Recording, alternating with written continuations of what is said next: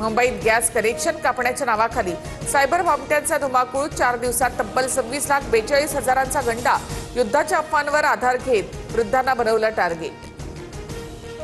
राज्यातील गॅस तुटवड्यावरून संजय राऊतांचं खोचक ट्विट।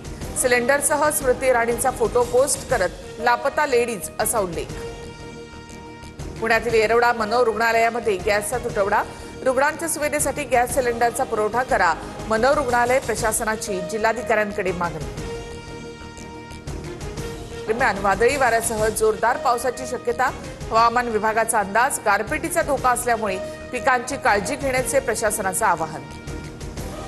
मुंबईतील प्रदूषणावरून दीपिका पदुकोणची नाराजी।